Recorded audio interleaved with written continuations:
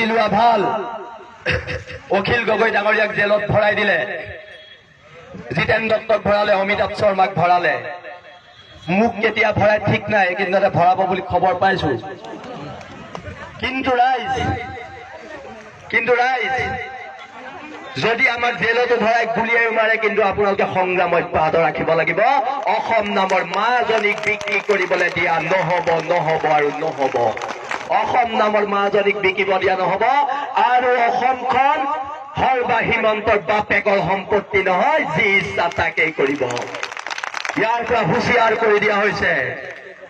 সৰ্বানন্দ, আমাৰ এনেকুৱা দুৰ্ভাগ্য, এনেকুৱা এজন মুখ্যমন্ত্ৰী পালো যি 5 বছৰ একো কাম নকৰিলে, অকল এনেকেই থাকিলে, পৰ্বত পাহাৰ বৰাক গৈ আৰু এনেকে থাকিলে, একো কাম নকৰিলে। আৰু এজন মুখখন যে বেকা গৈ গৈ কথাবোৰ কয়, এই ইহঁতৰ দুটাক অসমৰ ঠিকা দিয়া হোৱা নাই। ঠিকা হুঁচিয়াৰ কৰি দিছো। অসম আমাৰ, আমি অসমত কি কৰিব লাগে। আমাৰ মতে অসম, এই যে সংগ্ৰামখন কৰি আছো, এই যে সংগ্ৰামখন আমাৰ ৰাইজে কৰি আছে, কাৰ কাৰণে? আমাৰ মাটিডোখৰৰ কাৰণে, আমাৰ উঠি অহা ভৱিষ্যত প্ৰজন্মৰ কাৰণে আমি কৰি আছো। ইয়াত কিন্তু বেলেগ কাৰোবাৰ আলোচনা নহব। আপোনালোকে চাওক, নৰেন্দ্ৰ মোদী আৰু অমিত শ্বাহে হেলিকপ্টাৰ লৈ লৈ ইয়ালে ভোট খুজিবলৈ আহিব পাৰে, কিন্তু আলোচনা কৰিবলৈ আকৌ দিল্লীলৈ মাতে। এটা কথা চাব, দিল্লীত যিকেইজন মানুহে আলোচনা কৰিছে, চব পকেট গৰম আলোচনা, কিন্তু পকেট গৰম আলোচনা। কাকো অসমীয়া জাতিৰ ঠিকা দিয়া হোৱা নাই। যদি আলোচনা হয়, ইয়াত আলোচনা হব, নৰেন্দ্ৰ মোদী অমিত শ্বাহ আহিব লাগিব। আমি দিল্লীলৈ নাযাওঁ, দিল্লী দিছপুৰ আনি অসমত খাৰা কৰি দিব লাগিব। আমি কেলে দিল্লীলৈ যাম? তহঁতৰ কাম আছে, তহঁতি আহ। আজি আপোনালোকে চাওক, সৌখিদিনা প্ৰদীপ দত্ত ৰয় বোলে এজন মানুহে কলে, এজন বিজেপিৰ আশিক ধন্য মানুহে কলে, অসমত বোলে বঙালী ভাষাহে কাইলৈৰ পৰা চলিব। বৰাক উপত্যকাৰ পৰা আমাক ধমকি দিলে। লগে লগে আমি প্ৰেছ মিট দিলো। প্ৰেছ মিট দি পেলাই কোৱা হল যে প্ৰদীপ দত্ত ৰয় যদি বৰাকৰ পৰা বাহিৰ হয়, তাক পিতা হব বুলি আমি লগে লগে প্ৰেছ মিট দিলো। তাৰ ওপৰত কেছ দিলো, এজাহাৰ দিলো, কিন্তু অসম পুলিচে তাক গ্ৰেপ্তাৰ নকৰিলে। মোক সেইদিনা মই গুৱাহাটীৰ পৰা আহি থাকোতে শিৱসাগৰ গৌৰীসাগৰত মোক গ্ৰেপ্তাৰ কৰিলে। গ্ৰেপ্তাৰ কৰি মোক চুচৰাই সদৰ থানালৈ লৈ গল। কিন্তু অসম আৰু শিৱসাগৰৰ সংগ্ৰামী জনগণে মোক থানাৰ পৰা উলিয়াই আনিলে। বিজেপি চৰকাৰে প্ৰথম পৰাজয়। কিন্তু মই সেইদিনা থানাৰ পৰা ওলাই আহোঁতে কৈছো, থানাৰ পৰা শৃংখল চলিয়া ওলাই অহা নাই, সমগ্ৰ অসমীয়া জাতি সত্তা ওলাই আহিছে, তাৰ পিছতে যদি আমি প্ৰদীপ দত্তক পিটিম বুলি কৈছিলো, সি দুদিনমান পিছত কৈছে কেট বোলে সি সমৰ্থন নকৰে, সি ভয় খাই গল। কিন্তু আমি কথাই লোৱা নাই আকৌ, তই বৰাকৰ বাহিৰ হব নোৱাৰিবি, একদম পিতা হব, জাতিক অপমান কৰিলে পিতা হব, চিধা কথা। আপোনালোকে জানে যোনদিনা প্ৰদীপ দত্তৰ বিষয়ে আমি কৈছিলো, বিজেপিৰ কেইটামানে লিখিছে বীৰ লাচিত থানা আৰু শৃংখল চলিয়া বোলে গুণ্ডা হয়, গুণ্ডা। ফেচবুকত লিখিছে, যদি আমি গুণ্ডা হয়, আমাৰ নিচিনা গুণ্ডাৰ সমাজত প্ৰয়োজন আছে আৰু আছে। জাতি বচাবলৈ গুণ্ডাগী ডকাইতো হম, কিন্তু জাতিক কাকো বিকিবলৈ নিদিওঁ। আপোনালোকে ফ্লিপকাৰ্ট, এমাজন এইবোৰত বস্তু কিনে নহয় আজিকালি যুৱক যুৱতীবোৰে? অফাৰ দিয়ে নাই? আমালৈও বিজেপি ঢেৰ অফাৰ, দনাদন অফাৰ আহিছে, বহুত অফাৰ আহিছে, বিজেপিৰ বহুত অফাৰ আহিছে। কিন্তু বিজেপি কেইটাক কৈ দিয়া হৈছে, আমি কোনো মাৰ্কেটৰ চব্জি নহয়, আমাক পইচা দিবি, আমি বিক্ৰী হৈ যাম। এইখন জাতি বচোৱাৰ যুদ্ধ, MLA মন্ত্ৰী হোৱাৰ যুদ্ধ নহয়। প্ৰথম জাতি, আৰু এই কলা পেণ্ট বগা চাৰ্ট পিন্ধা কেইটাৰ পৰা সাৱধান। কিন্তু দিল্লীত কি গোপন আলোচনা কৰে নাজানো, কিন্তু সাৱধান। আজি কিছুমানে কৈছে কি কৈছে, আন্দোলন বোলে 5 বজাৰ পিছত নহব। নহয়, যেতিয়াই মন যায় তেতিয়াই আন্দোলন কৰি অসম নামৰ মাজনী বিপদত আছে। তহঁতক অসমৰ ঠিকা দিয়া নাই, তহঁতৰ মতে আন্দোলন কৰিম। তহঁতৰ কাৰখানাৰ পৰা ওলোৱা নেতাই কি কৰিছে দেখি আছো আমি। দেশ জাতিক ঠগি আছে, দেশ জাতিক ঠগি আছে, বিকি আছে। এতিয়া ৰাইজ,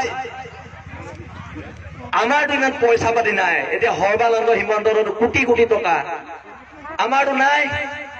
কিন্তু আমাৰ বহুত আমি ভাগ্য ভাল ৰাইজ। কেলে জানে? সিহঁতি ইমান কোটি টকাৰ থকাৰ পিছতো অমিত শ্বাহ মোদীৰ আগত আঁঠু কাঢ়ি কাণত ধৰি থাকে। আমাৰ পইচা নাই, ৰাতিপুৱা পইতা ভাতকেইটা খাওঁ, কিন্তু গৌৰৱেৰে খাওঁ। তহঁতৰ নিচিনাকে আঁঠু কাঢ়ি কাণত ধৰি আমি ভাত নেখাওঁ। কাৰণ আমি অসমীয়া, আমি খিলঞ্জীয়া, আমি আৰু ভূমিপুত্ৰ হয়। হ'ব পাৰো আমি দুখীয়া, আমি কাৰো গোলাম নহয়। আঁঠু কাঢ়ি অধিকাৰ খোজা অসমীয়া জাতিৰ নিয়ম নহয়, নিয়ম নহয়, নিয়ম নহয়। ইয়াৰ আগৰ বছৰ মই বিজেপি চৰকাৰক কৈছো, যেতিয়া গেট প্ৰথম আনিছিলে তেতিয়া আমি আন্দোলন কৰিছিলো। আন্দোলন কৰোতে কি হল, এজন অনা অসমীয়া মানুহে, বেপাৰী এটাই, অনা অসমীয়া বেপাৰী এটাই অসমীয়া ল'ৰা এটাক চুৰি মাৰি দিলে। চুৰি মাৰি দিয়াৰ পিছত কেছ দিয়া হল। পুলিচে আগফালে পুলিচৰ গাড়ীত বহাই লৈ গল। লৈ গৈ পেলাই আপোনাৰ কি কৰিলে জানে? থানাত লাল চাহ আৰু চিংৰা খুৱাই তাক এৰি দিলে। লগে লগে তাৰ দোকান ভাঙি দিয়া হল, তাক আঁঠু কঢ়োৱা হল, কাৰণ সি আমাৰ জাতিৰ গাত হাত দিছিলে। তাৰ পিছদিনা মোক জেললৈ পঠিয়াই দিলে। 31 দিন মই জেলত থাকিলো। যোনদিনা জেলৰ পৰা ওলাইছো, কৈ দিয়ে এটা দৌৰি দৌৰি আহিছে বোলে, দাদা আপোনাৰ কম্বলখন থাকি গল। মই বোলো তই কম্বলখন থৈ দে, কেব বুলি বস্তু এটা আহি আছে, মই আকৌ জেললৈ আহি আছো। সেইকাৰণে আমাক ভয় খুৱাই লাভ নাই, ভয় খুৱাই লাভ নাই, ধমকি দি লাভ নাই। এতিয়া বিজেপি যে 1500 টকীয়া কেইটামান মানুহ আছে, ফেচবুক হোৱাটছআপ চলাবলৈ ৰাখি থৈছে, 1500 টকা দি দৰমহা দি। সেইকেইটা ৰাতি লাইভত আহে, আহি মোক ভয় ভাবুকি দিয়ে। কিন্তু আমি সিহঁতৰ ওপৰত কেছ দিয়া নাই, কাৰণ আমি ভাল নে বেয়া তহঁতি কব নালাগে, আমি ভাল নে বেয়া অসমৰ জনতাই কব। তহঁতৰ প্ৰশ্নৰ উত্তৰ প্ৰয়োজন নাই আমাৰ। আমি জনতাৰ ওচৰত দায়বদ্ধ, কোনোৱে 1500 টকীয়া বিজেপি নেতাৰ ওচৰত আমি দায়বদ্ধ নহয়। আৰু এইখন কাৰ্ড বাতিল কৰিব লাগিব, যেনেকে উঠাইছিলে এনেকে বাতিল কৰিব লাগিব। কাৰ্ড আনিলে কি হব গম পাই ৰাইজ? এই যে আমাৰ পথাৰৰ মাটিবোৰ আছে, পথাৰৰ মাটিবোৰ বাংলাদেশীক দি দিব। আপোনাৰ এনেকে নিদিয়ে যে ইয়াতে আহি থৈ গৈছে নহয়, পথাৰৰ মাটিবোৰ বাংলাদেশীক দিব। লগে লগে পুলিচৰ সুৰক্ষা দিব, আৰ্মিৰ সুৰক্ষা দিব, CRPৰ সুৰক্ষা দিব। আমাৰ গোটেই পথাৰৰ মাটি লৈ লব। আপোনালোকে নেভাবিব যে আমাৰ পতা আছে লব নোৱাৰিব, লৈ লব। জোৰ জুলুম কৰি এখন চৰকাৰে লৈ লব। তাৰ পিছত কি লব? আমাৰ ভাষাটো লব। তাৰ পিছত কি লব? আমাৰ সংস্কৃতি লব। আমি যে কৈ আছো জয় আই অসম, এই জয় আই অসমৰ মাজৰ শব্দটো কি? আইক বচোৱাৰ যুদ্ধ এখন, আইক বচোৱাৰ যুদ্ধ। বিজেপি তহঁতি একদম খবৰদাৰ হৈ যা। আৰু এইবাৰ যদি আমি ভোট বিচাৰি আহে, নঙলা মুখৰ পৰা খেদিব সিহঁতক, নঙলা মুখৰ পৰা খেদিব। আৰু এতিয়াও যদি কোনোবা মানুহে বিজেপি RSS কৰি আছে, সিহঁতক সামাজিকভাৱে বৰ্জন কৰক, সামাজিকভাৱে বৰ্জন কৰি দিয়ক। যি নিজৰ চুবুৰীটোক ভাল পাব নোৱাৰি, সামাজিকভাৱে বৰ্জন কৰি দিয়ক সিহঁতক। আজি সকলো ফালৰ পৰা অকল ভয় ভাবুকি আমালৈ, কিন্তু সংগ্ৰাম চলি আছে, ৰাইজৰ লগত কৰি আছো আৰু কৰি যাম। আজিৰ দিনত এই কাখনে আমাৰ ভৱিষ্যত প্ৰজন্মক কিন্তু ৰাস্তাত ওলাব নোৱাৰা কৰি দিব। ভৱিষ্যত প্ৰজন্মক ৰাস্তাত ওলাব নোৱাৰা কৰি দিব আমাৰ এই কণ কণ সৰু সৰু ল'ৰা ছোৱালীবোৰক। ইহঁতি কেইদিনমান পিছত অসমত অসমীয়া ভাষা কৰিব নিদিয়ে, আৰু 10 বছৰ পিছত ইহঁতি বেংগলী ভাষা প্ৰচলন কৰিব। অতি ভয়ানক আইন। ৰাইজ আপোনালোকে চাওক, এখন দগাপাল্লা লব। এফালে অসম নামৰ মাজনী, আনফালে বিজেপিয়ে দিয়া গেছটো, আনফালে বিজেপিয়ে দিয়া সূতা, এটকীয়া চাউল চব থৈ দিব। কিন্তু অসম নামৰ মাজনী জেগাতে থাকিব। তহঁতি আমাক কিনিব নোৱাৰ, নোৱাৰ আৰু নোৱাৰ, কিনিব নোৱাৰে আৰু পৰা নাই। সেইকাৰণে এতিয়া টোপ দিছে 250 কোটি, 500 কোটি, আমুক কোটি, পুৰা টোপ দিছে। সেইবিলাক আমাৰ প্ৰাপ্য হয়, তহঁতি দিব লাগিব। নিদিলে আমি কাঢ়ি আনিব অসমীয়াই জানে। চব কাঢ়ি আনিছো কেন্দ্ৰৰ পৰা, আজিলৈকে যিমান পাইছো আকৌ কাঢ়ি আনিম। তহঁতৰ ইয়াত অনুদানৰ আমাক প্ৰয়োজন নাই, নাই আৰু নাই। অনাগত দিনত এখন ঐক্যবদ্ধ সংগ্ৰাম হব। সেই সংগ্ৰাম বিজেপিৰ বিৰুদ্ধে, RSSৰ বিৰুদ্ধে, ABVPৰ বিৰুদ্ধে। আপোনালোকে চব সেইদিনা এটা টিভি টক শ্ব'ত কিমান সিহঁতি সাহস পালে আপোনালোকে চব। টিভি টক শ্ব' এটাত আমাৰ হেংদাঙক অপমান কৰিছে, হেংদাংখনক অপমান কৰিছে। আমাৰ বোলে হেংদাংবোৰ মামৰে ধৰা। সেই ABVP নেতাটোক কৈছো, মোক গাড়ীত হেংদাং সোমাই আছে, ওচৰলৈ আহ, মই তোক দেখুৱাম কি লাগি আছে তাত। এইবিলাক লাচিত চিলাৰায়ক অপমান কৰা, হেংদাঙক অপমান কৰা কথা নহব। আমাৰ বীৰ বীৰংগনাক তহঁতি অপমান কৰিব নোৱাৰিবি। এই মঞ্চৰ পৰা একদম খবৰদাৰ কৰি দিছো তহঁতক, আমাৰ বীৰ বীৰাংগনাক তহঁতি কিন্তু অপমান কৰিব নোৱাৰিবি। আৰু যদি অপমান কৰ তহঁতৰ লগত যুদ্ধ হব, একদম চিধা কথা, যুদ্ধ হব যদি তহঁতি অপমান কৰ। বিজেপি এটা MLA হ'ল ছাগলী চুৰ আছিলে। মই ফেচবুকত এটা ফটো দেখিছো, থানাত বান্ধি থৈ দিছিলে। অসমত সেনা ওলাইছে বোলে। আমাৰ কথা কৈছে যে সত্ৰৰ বাংলাদেশী মূলৰ মুছলমানে দখল কৰিছে লাগে। পুলিচ CRP অঁতৰাই দে, 1 ঘণ্টাত উঠাই দিম। আমি কথা দিলো 1 ঘণ্টাত উঠাই দিম। চৰকাৰ সিহঁতৰ কেন্দ্ৰত আছে, চৰকাৰ সিহঁতৰ ৰাজ্যত আছে, পুলিচ সিহঁতৰ, আৰ্মি সিহঁতি কিন্তু ষ্টেট কৰা নাই। কি লাগে? অকল ভোট লাগে। সেই মানুহসোপাকে বিজেপিত জইন কৰাই লৈছে। আপোনালোকে চাব, সেইদিনা শান্তি সমদল উলিয়াইছে নলবাৰীত। শান্তি সমদল, কি শান্তি সমদল? 100টাকে ল'ৰা গুলিয়াই মাৰি পেলালি, তাৰ পিছত তহঁতি শান্তি সমদল কৰিবলৈ আহিছ। তহঁতৰ লাজ নাথাকিব পাৰে, আমাৰ লাজ আছে। আৰু তহঁতৰ এই 100টা ল'ৰা যে গুলিয়ালে, তেওঁলোকৰ তেজ অথলে যাবলৈ দিয়া নহব, নহব, নহব। কাম বাতিল কৰিব লাগিব। ফেচিষ্টবাদী চৰকাৰ এখন, হিটলাৰী শাসন চলিছে। ভয় ভাবুকিৰে অসমৰ জনতাৰ কণ্ঠ ৰুদ্ধ কৰিব পাৰিছে। কিন্তু হিমন্ত বিশ্বই এটা কথা পাহৰি গল, 17 বাৰ মোগল কটা জাতি হয় আমি। বাংলাদেশী কাটিবলৈ বৰ বেছি সময়ৰ প্ৰয়োজন নহয়, আমাৰ বৰ বেছি প্ৰয়োজন নহয়। আৰু ৰাইজ জাতি বিপদৰ সময়ত সকলোকে এটা আহ্বান, সকলোৱে এখন এখন হেংদাং নিজৰ ঘৰত ৰাখক। কিন্তু এইটো মোৰ নহয়, সময়ৰ আহ্বান। এখন এখন হেংদাং ঘৰত ৰাখক, প্ৰয়োজনত উলিয়াব লাগিব, প্ৰয়োজনত উলিয়াব লাগিব। এখন যুদ্ধলৈ সাজু থাকক।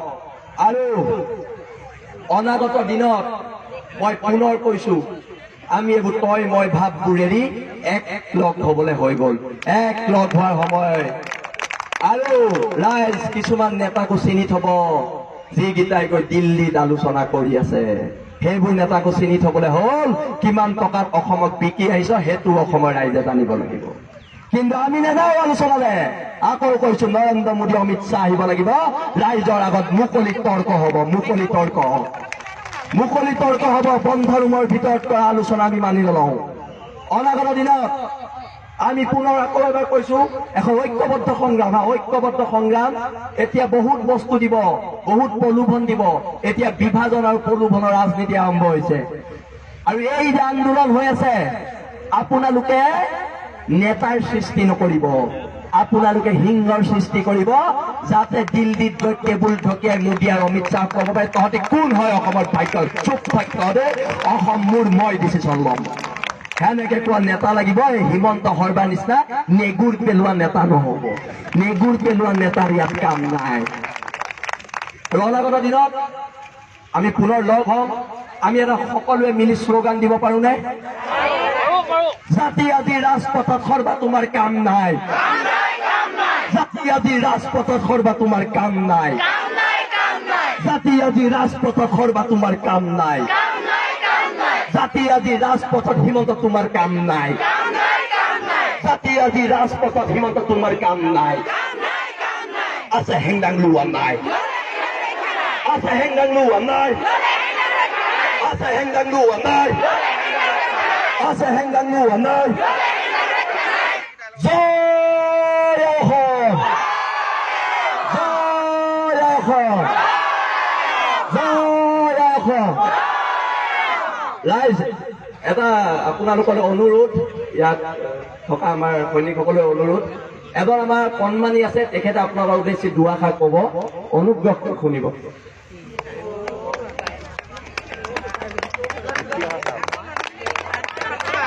আমাৰ নতুন সৈনিক সাজু কৰি আছো ভৱিষ্যতলৈ।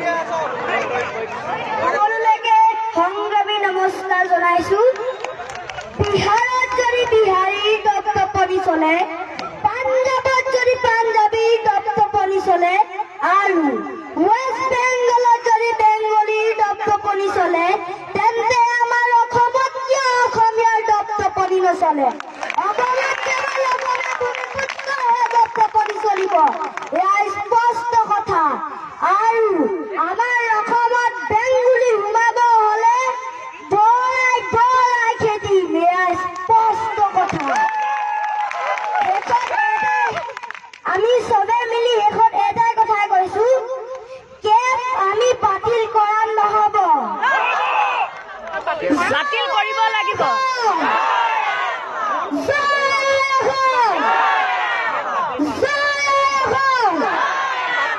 ধন্যবাদ।